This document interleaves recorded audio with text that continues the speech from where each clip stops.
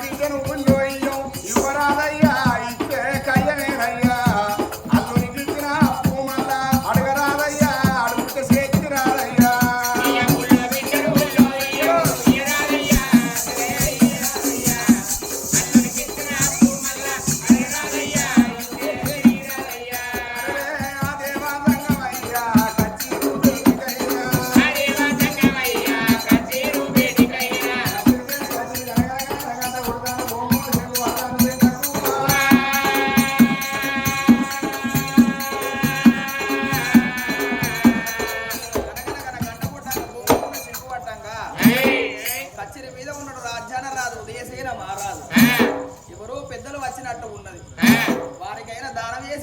చెప్పి రాదు ఉదయసేన మారాదు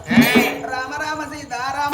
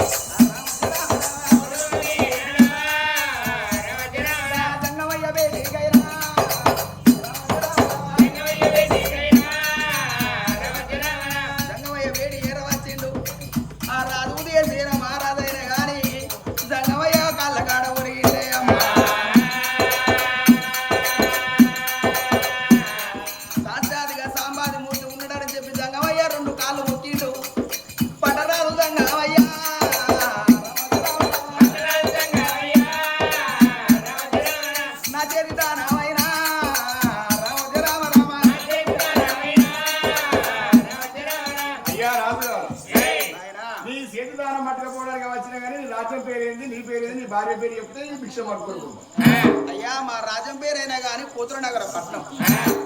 నా పేరైనా గాని ఉదయసేన మారాలు నా భార్యనైనా గాని కమలదేవి నాకు ఒక్కగాను ఒక కొడుకు కనకసేన మారాదు ఒక్కగాను ఒక బిడ్డ నా బిడ్డ తారదేవి పనమంటి వాడల్లో మేము దానం ఎత్తాను ధర్మం ఎత్తాను దానం చేస్తా అంటే ధర్మం చేస్తా అంటే నా తోడ పుట్టిన వాడు నా కూడా పెరిగిన వాడు ఒక్కగాను ఒక తమ్ముడు నా తమ్ముడు కురసేన మారాలు నా తమ్ముడు అంటే తూర్పు వాడ లోపల రాజవేలు తాడు నా తమ్ముడు దేశం వెళ్తాడు పాపగారి వాడయ్యా దోసగారి వాడు కుంచన్న కులాద్రోహి ఉండకూడదు మా తమ్ముడు అంటే అచ్చగల్ల కొడతాడు గుచ్చగల్ల కొడతాడు జోగిని కొడతాడు సన్యాసిని కొడతాడు గణనాది జంగమయ్య గంట శంకు ఏగితే గంట శంకు గుంజుకొని గడి మీద కూడం పెడతాడు 200 రూపాయలు తీర్మానం తీసుకుంటాడు అయ్యా నీ రాజ్యం ఎక్కున్నో నీ దేశం ఎక్కున్నో తండ్రి నా పనవటి వాడకు వచ్చినావు నా చేతి దానం తీసుకున్నావు నా చేతి దానం తీసుకున్న వాడివి నీ రాజ్యం ఎక్కనో నీ దేశం ఎక్కనో నీ ఊరెక్కనో నీ పల్లె ఎక్కనో ఇటు నుంచి ఇటే పోగాని మా తమ్ముని వాడకి వెళ్ళిపోగయ్యా మహారాజు మాట విన్నాడు లోకాల శంకరుడు తమ్ముడి కన్నా అన్న పెద్దోడు వీడే అన్నే భయపడతానంటే తమ్ముడు ఎంతటోడో నేనే చూడాలనుకున్నాడు కురసేన మహారాజు కచ్చి లోకాన బయలుదేరిండే లోకాల శంకరుడు హరినామ స్మరణ అయ్యని వాడు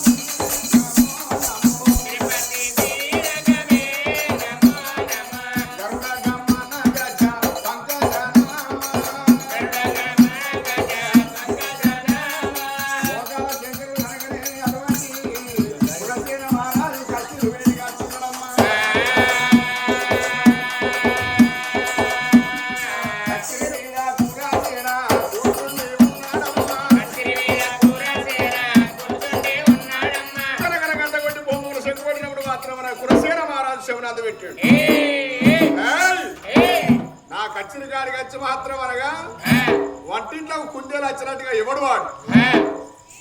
అరే మంత్రి వారి సర్కార్ బాంచర్రా కొడుక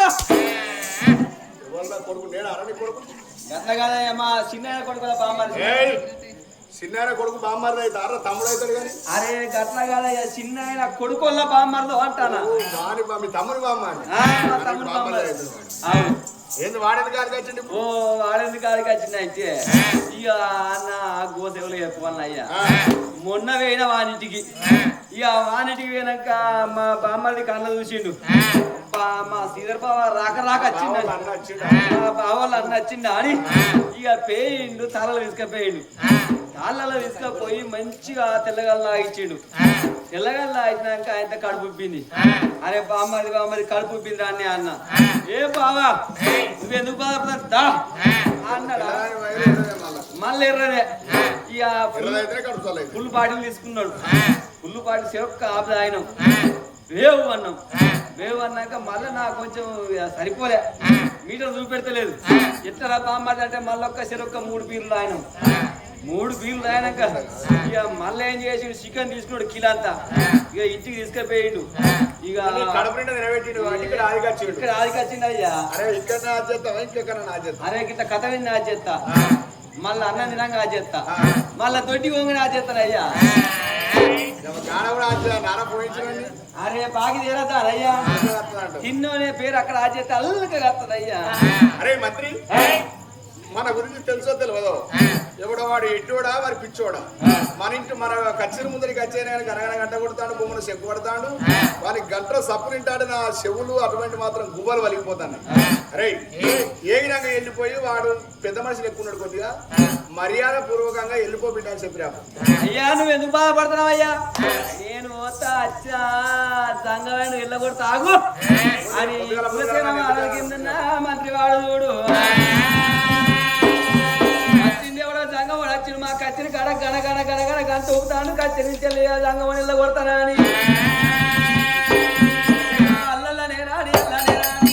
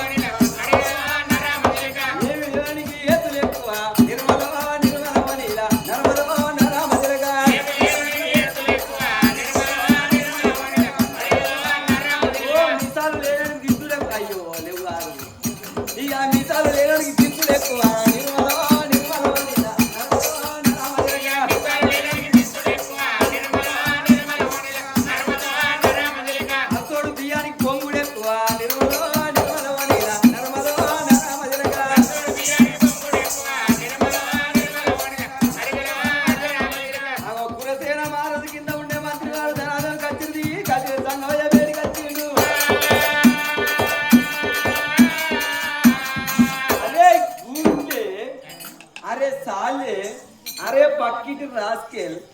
ఈ కచ్చిరికాడికి వచ్చి నా గనగన నా గుణగుణ అంట నా గోచిడికే నీ జోలే సూలమి నాకు ఆవేశం అక్కడ రాదు బిడ్డ, ఆలోచించి మాట్లాడు. అరే ఎవరు అనుకున్నావురా? ఎవరు బిడ్డ? సూరసేన రాజు కిందే ఉండే మంత్రోనిరా. బాగా కొట్టుకోకు బిడ్డు, కొట్టుకుంటే తొడలు కొట్టుకోవాలి, సంకలు కొట్టుకుంటారా? ఎక్కడ కొట్టుకుంటే తప్పుడు అవుతాయి కూర్చే అరే పోసి గనగన గంట కొట్టినా బొమ్మ శంకు పట్టినా దానం చేయబోతే అయితే వెయ్యి లేకపోతే ఈ గంటలు ఎందుకు గుంజుకుంటావు శంకులు ఎందుకు గుంజుకుంటావు నీకు ఇక్కడ జరిగే కమాలు వెళ్తా అన్న ఏంటిది బిడ్డ జరిగే కామాలు నాకు తెలియదు ఇక్కడికి ఏ సంఘం వాళ్ళు వచ్చినా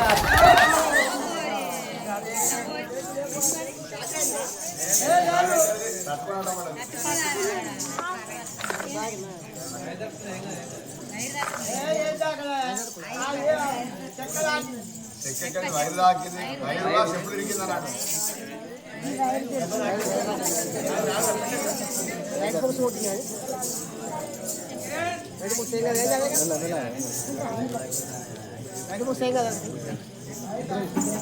విధంగా వచ్చింది కానీ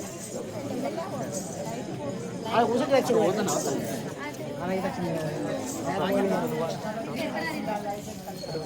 పొగుసుకొట్టి పొగుసుకొట్టి వచ్చింది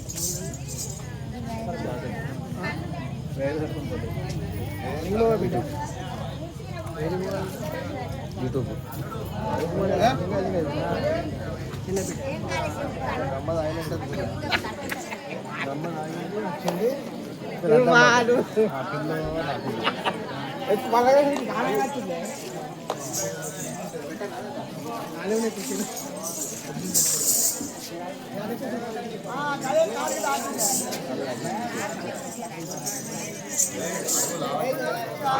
ఓకే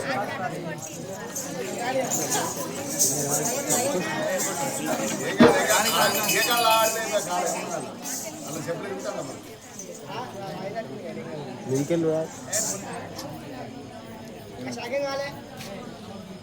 అది పెట్టినా అంతే కట్ కాలేదు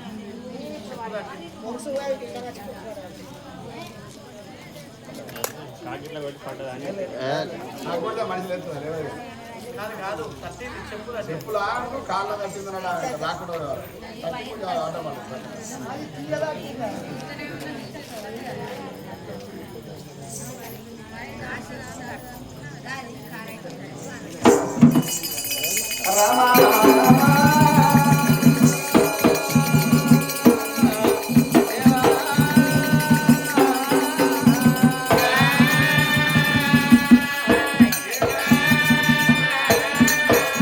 అరే సంగమాడ జోలే సులవి అగ్గి బిడ్డ ఇక్కడ జరిగే కమాలు నీకు తెలుస్తలేదా నాకు తెలియదు ఇక్కడికి ఏ సంఘం వాళ్ళు వచ్చినా అచ్చగాళ్ళు వచ్చినా గుచ్చగాళ్ళు వచ్చినా వాళ్ళ జోలెలు గుంజుకొని ఇగో ఈ చెట్టు కడతాను కాబట్టి ఎవరో జోలెలు గంటలు దూరారాగో ఎందుకో బిడ్డ మేము అడక తిన్నాడు మీరు ఇట్లా అడక తింటారు మంచిగా లెక్కన చూడరే రాంగ 2 కళ్ళతో వచ్చిన పోంగ 3 కళ్ళతో వాళ్ళే వస్తున్నావు కొడుక కొడతా ఓ కాలు పెరిగా తాగురా కాలు పెరిగేస్తుడు కాదు ఓ కాలు కొడతావు చేసి కట్టిస్తావు ఇక 3 కాళ్ళు అయితే లేవా కొడతా వద్దు బిడ్డ ఈ ఊరు కాకపోతే పక్క ఊరు ముందట ఊరు కాలిపోలేదు సంకజోలో సిల్లు పోలేదు నాయన వద్దు బిడ్డ ఈ ఊరు కాకపోతే ఇంకో ఊరు పోతా బిడ్డ సంగమాడ అత్తు రాను నీ కాలు కానీ పోవు నీ కాళ్ళు అనుకుంటారా అనకల ఒడిచేది ఉంటే ఉణకల విత్తాలా ఊరంతా వాసన పట్టాలా ఆ పిత్తు కొంటే మీ అమ్మ జాగరణ ఒక్క పొద్దు ముట్టించుకోవాలి రాక వెళ్తూనే ఉంటుందా లేకపోతే ఏంది బిడ్డ పోదా ఏయ్ అరే మీ తాత సొంటోని ఈ మా తాత చచ్చిపోయిండు అరే మీ తండ్రి మా సొంటోని తండ్రి చచ్చిపోయిండు మీ అన్న సొంటోని మా అన్న చచ్చిపోయిండు మీ మేనమామ సొంటోని మేనమావ చచ్చిపోయిండు మీ చిన్నమామ సొంటోని చిన్నబాబు చచ్చిపోయిండు అరే వీళ్ళందరూ నమ్ముకుని ఒప్పని ఉండి జైలుకు పోయి దావుడా ఇదే ముద్ర ఇదే బిడ్డ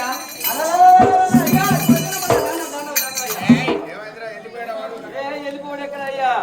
ముసలోడు నన్ను ఒక్క దొబ్బు తప్ప ఇక్కడ దాకా వచ్చిన జోలు ఇస్తాడు సూలు ఇస్తాడు అయ్యా దుష్యాంచి పెడతాడు అయితే లేదు నేను చేయలేదా కూతున్నవాడు ప్రసేన మహారాజు కనుకనేవి శివనాథ పెట్టనమ్మా వాడు నేనైతే నాకింది మంత్రినైతే దుష్యాంచి పెడతాడా అని బరబర బరబర మంటమంటే రాము రామ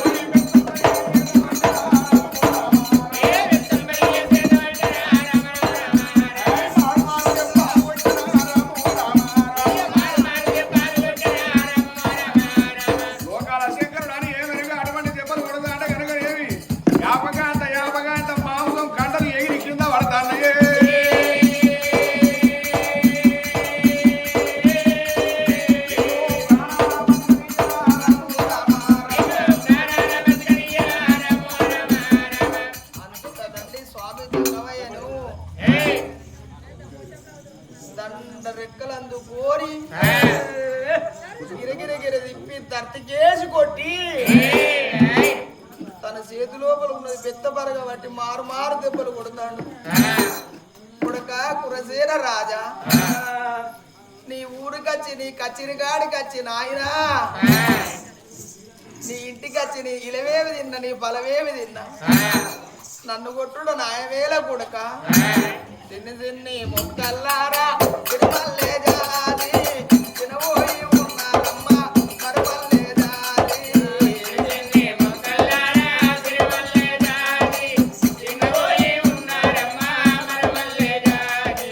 ఎగిరోరి కన్న కొడక కురసేన మహారాజా నన్ను కొట్టు నాయవేలా నన్ను కొట్ట చేయవేలా కొడుకో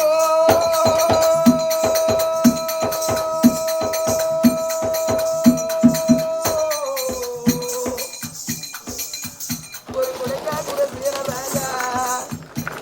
అంతదండి స్వామి సంగమయ్య తప్పి ఒరిగిండేంగమ్మా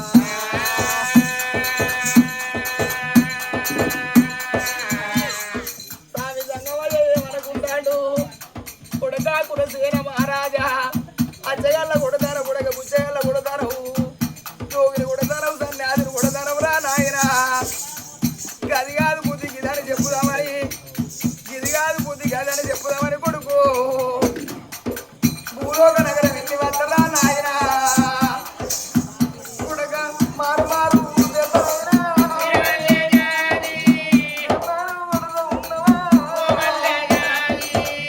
కొడగాని చెయ్యి ఎక్కడరా నానా నా ఈ పెద్దరా కొడుకు పెద్ద మరగబట్టి మారు మారు దెబ్బలు కొడుతుందరా కొడక ఉల్లంతా రక్తము కొడక ఇల్లాడు తిన్నది నానా ఆపకాయంత మాంసం కండలు ఎగిరి ఆ చోట పడతానే రా కొడక నీ తాత చూడండి రా నాయన నీ తండ్రి చూడండి రా కొడుకు కొడక నన్ను దెబ్బలు కొట్టకు నానా నన్ను దెబ్బలు కొట్టకు కొడుకు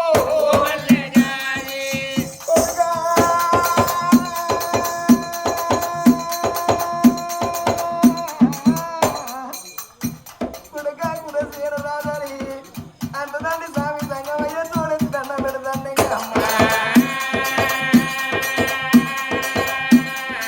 రాజు కూరసేన రాజే అమ్మా తాను కళ్ళ చూసినాడే అమ్మా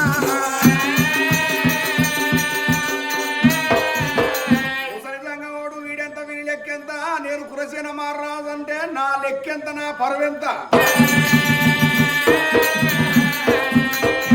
తెల్లని కోపం తెల్లని కళ్ళకు తెచ్చిన కోపం పడపడదంతా పిండి పడ వరికిండు ఆయన శంకరుడు అని ఎవరిక కురసేన మహారాజు గిరగిళ్ళ ఉరికొచ్చి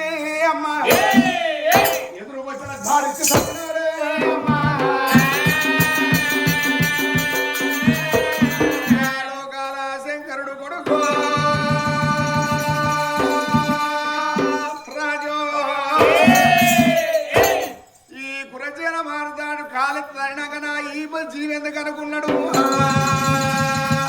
ఆ సంగమయ్య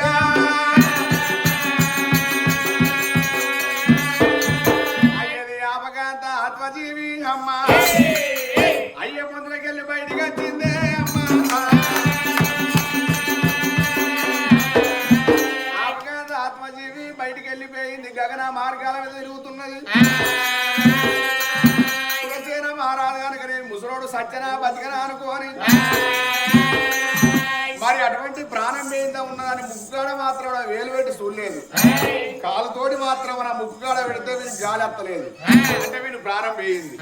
వీడు మాత్రం మన ఊరు మీద అడుక్కొని తిని బతికటోడు వీళ్ళు పీడ పిశాచం అంతా ఊరు మీద పోవాలి అని గానాడు మాత్రం ఊళ్ళో ఊరు కుక్క చచ్చిపోతే కాళ్ళకు తాడు మడత పోసుకొని తొవ్వండి గురగుర గుంజుకపోయినట్టు ఆ సంగమయ్య గుంజుకొని అమ్మ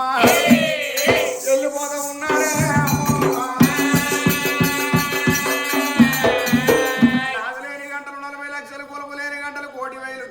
గంటలు 90,000 లక్షలు అయ్యలు గుంజుకొని పోతే గంట ఒక ఆడవుతాది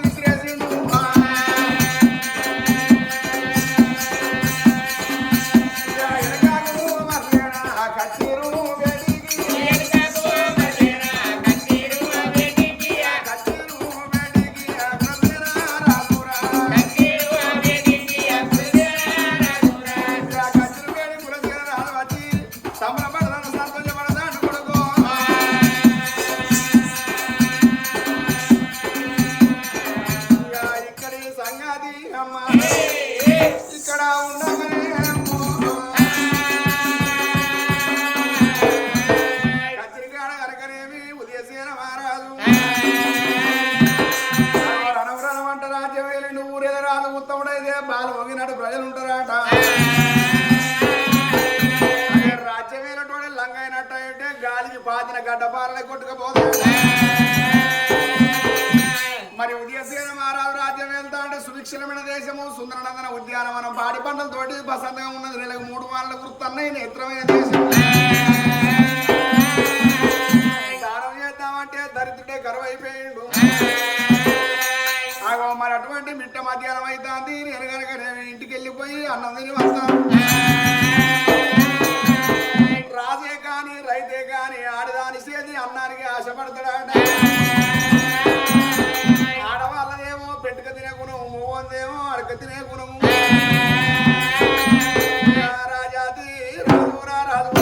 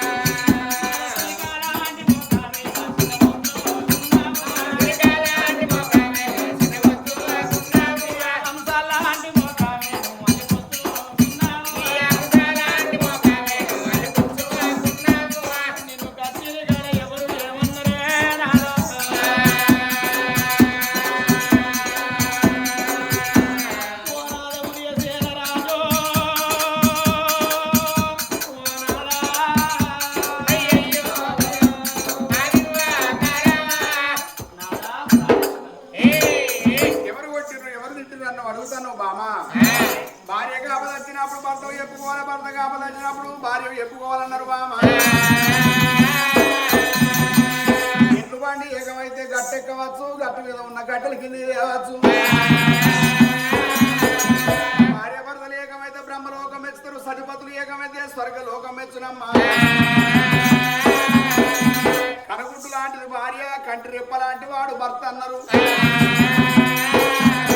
తొవ్వటి పోతా అంటే తుమ్మోతులో లేచి దెబ్బన పిడాత వచ్చినట్టే కనుగుడ్డు తెలియకుంటేనే కంటి రెప్ప కనుగుడ్డును కాపాడుకుంటది. ఇక నా లోపల ఉన్న బాధ బామ బామ నీకు ఎప్పుకోనే వదోని ఎప్పుతానే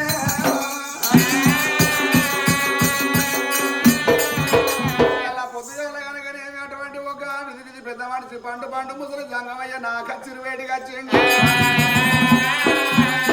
ఆ చేత కనుకనేమి దానం పెట్టిన బామ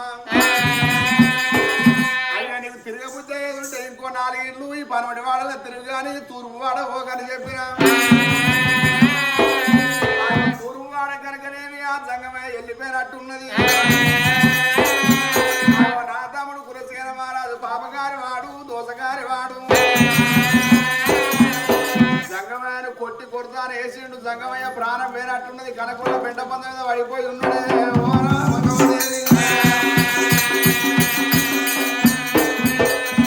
మాటలు అన్నాక ఆ తల్లి కమలదేవికి జాలి ఉన్న చల్లవన్నది గుండెలకు వెళ్ళవన్నైనాదో ఆ జంగమయ్య పొద్దుగాల మన ఇంటికి వెళ్ళి వచ్చిండు నా చేతి దానం పట్టుకొని ఇటు నుంచి ఇటే వెళ్ళిపోగాని తూర్పు వాడికి పోకని చెప్పిండయ్యా